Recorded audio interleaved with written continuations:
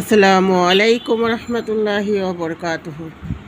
আজকে আমি ওজার আলাইহিস সালাম সম্পর্কে কিছু কথা বলবো কোরআন থেকে। কিভাবে ওজায়ের আলাইহিস সালামকে আল্লাহর পুত্র বানিয়েছে আর কিভাবে তারা ওজায়ের আলাইহিস সালামকে এবং ঈসা আলাইহিস সালামকে আল্লাহর পুত্র হিসাবে গণ্য করেছে। নাউজুবিল্লাহ মিন জালিক। তো চলুন পুরো ভিডিওটা দেখি এবং আয়াত থেকে আজকে আমি দেখাবো। আমি এই যে আয়াতগুলো আপনাদেরকে আমি জুম করে দেখাচ্ছি। এখানে হচ্ছে 30 নাম্বার আয়াত। তো জুম হতে থাক।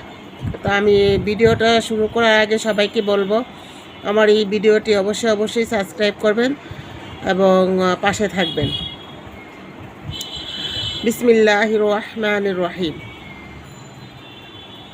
আল্লাহ পাক রাব্বুল আলামিন প্রত্যেকটি জীব জন্তু পশু পাখিকে সৃষ্টি করেন এবং 12টি মাসের মধ্যে প্রতিটি মাসের নাম আল্লাহ পাক রাব্বুল আলামিন নিজেই নির্ধারণ করে থাকেন, কোনো মানুষের নির্ধারণ করতে হয় না।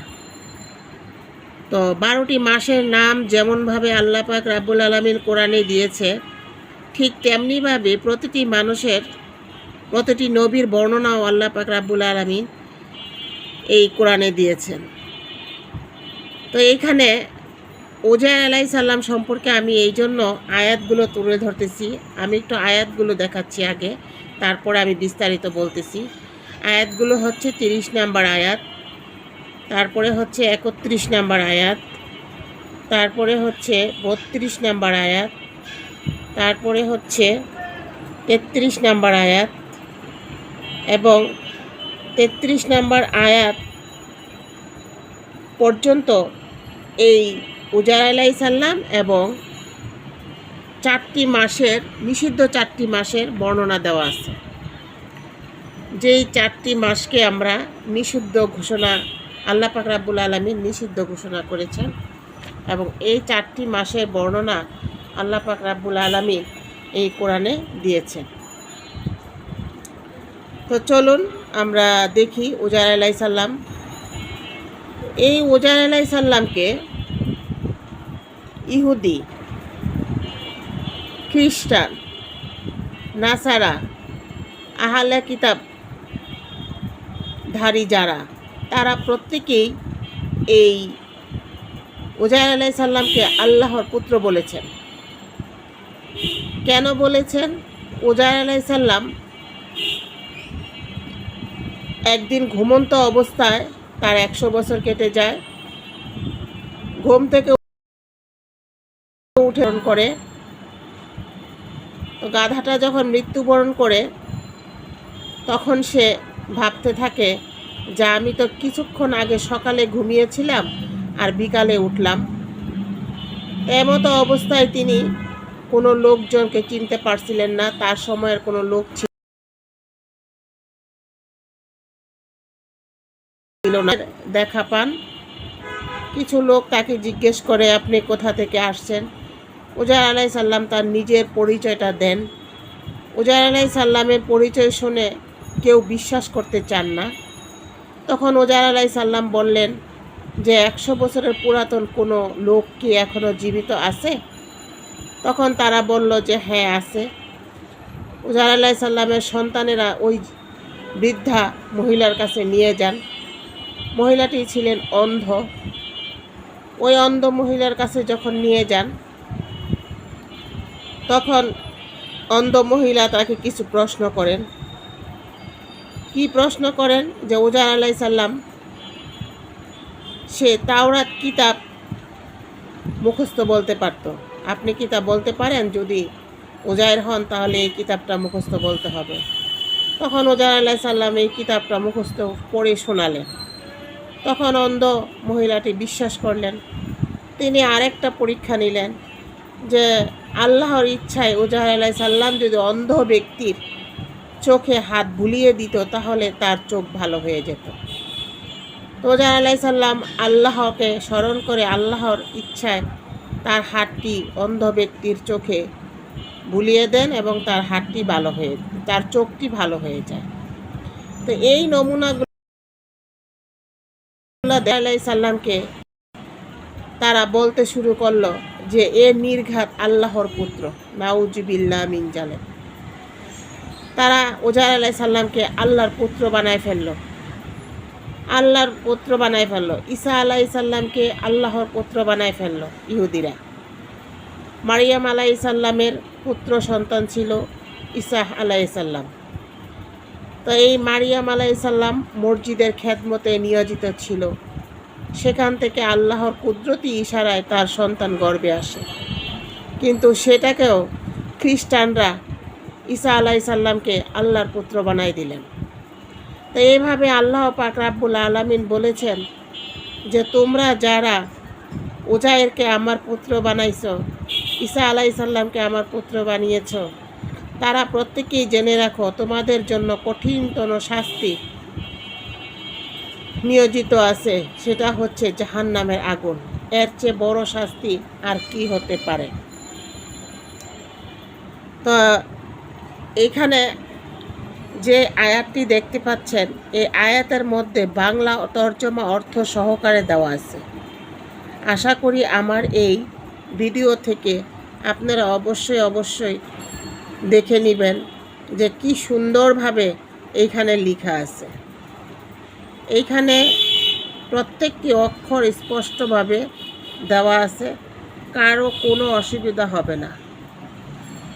এখানে 30 নম্বর আয়াতের বাংলাটা বলা হয়েছে, আর ইহুদিরা কেউ কেউ বলে উজাইর আল্লাহর পুত্র, খ্রিস্টানরা অনেকে বলে ঈসা মাসিহ আল্লাহর পুত্র।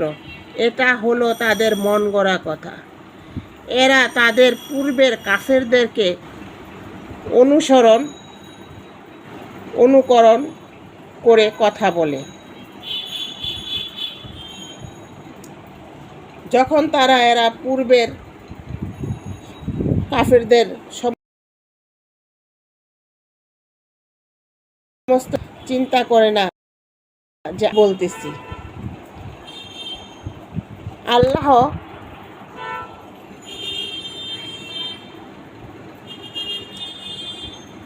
আল্লাহ পাক রাব্বুল আলামিন প্রতিটি বান্দার হিসাব নেবেন, মন গড়া কথা বলার হিসাব নেবেন।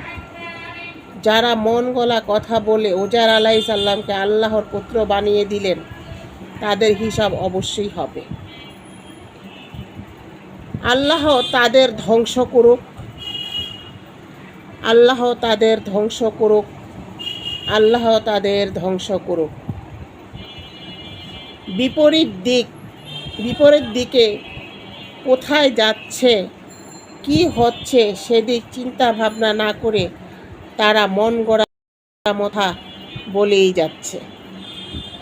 তারা আল্লাহকে বাদ দিয়ে তারা অন্য কারো পূজায় মগ্ন হয়ে আছে। অন্য কাউকে তারা আল্লাহ বানিয়েছে। পাদ্রী বৈরাগীদের তারা তাদের ধর্মের রব বানিয়েছে। মরিয়মের পুত্র ঈসাকে তাদের রব বানিয়েছে। অথচ তারা এক রবের ইবাদতের জন্য আদেশপ্রাপ্ত। নেই কোনো ইলাহ তিনি ছাড়া। তারা যাকে শরীক করে তা হতে তিনি পবিত্র। সুবহানাল্লাহ। তারা মুখের ফু দিয়ে আল্লাহর নূর নির্বাপিত করতে চায়, কিন্তু আল্লাহ চান স্বীয় নূরকে প্রজ্বলিত করতে। যদিও কাফেরদের তা পছন্দীয় নয়। তিনি সেই সত্তা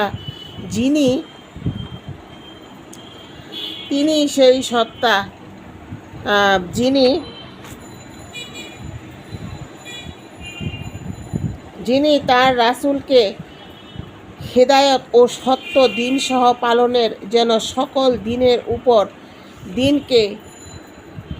দিনকে বিজয় করেন। সুবহানাল্লাহ। এখানে আল্লাহ পাক রাব্বুল আলামিন